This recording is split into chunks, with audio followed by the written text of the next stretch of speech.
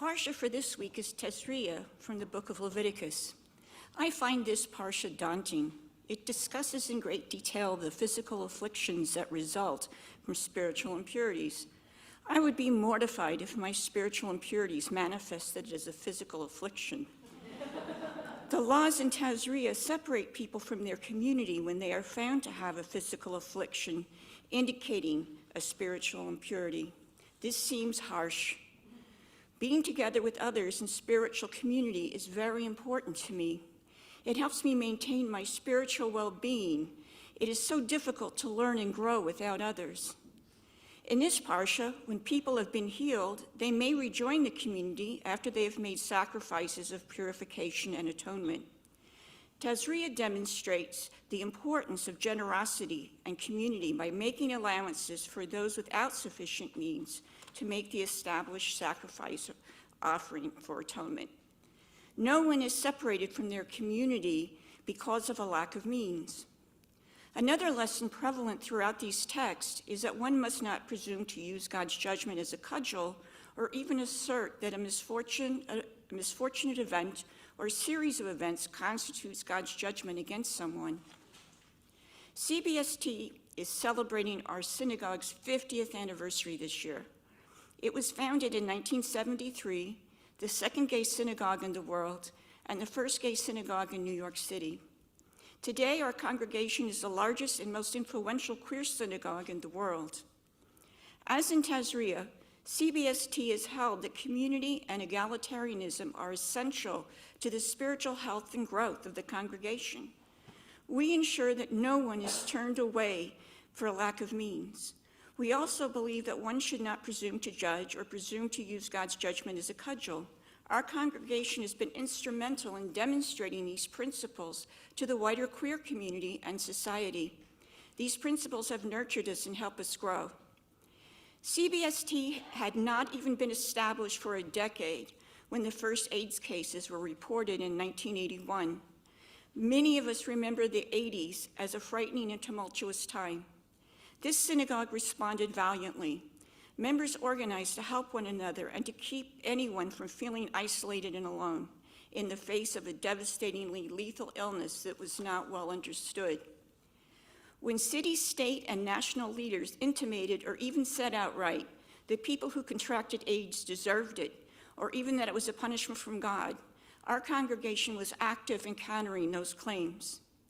CBST members were leaders in the invention and building of organizations that became the infrastructure of caring for people living with AIDS.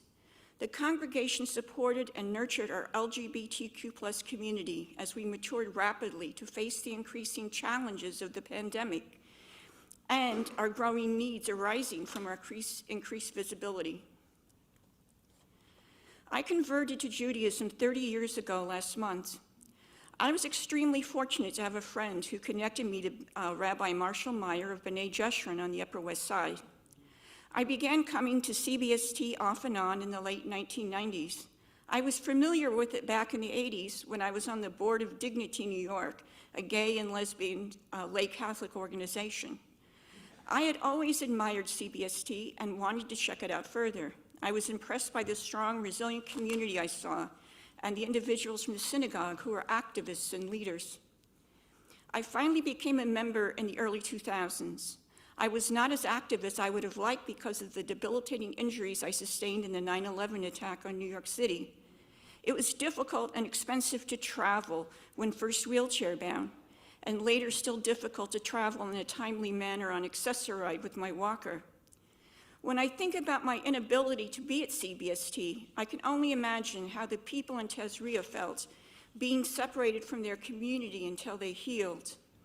When I was working through my recovery, I was exhausted, frightened, depressed. I felt angry, sad, isolated, and vulnerable. During that time, I had no control over my life or my future. I was dark and I was spiritless. Over time, with much help, I stabilized and was able to graduate to a cane and from Accessoride, making it easier to attend services and activities. I felt connected again. Then COVID struck. CBST handled this pandemic proactively and resiliently, just as it had handled the first pandemic. With COVID came Zoom, making joining services, classes, and activities instantly accessible from any location. That had a wonderful impact on my and everyone's involvement. Our congregation has grown and been strengthened, despite being unable to connect in person, which has been difficult for people. Imagine if there were Zoom in the time of Leviticus. Reading Tazria has made many people cringe because it discusses physical and spiritual impurities. However, we can take away many good lessons, lessons of community and lessons of generosity. CBST embodies and lives these messages.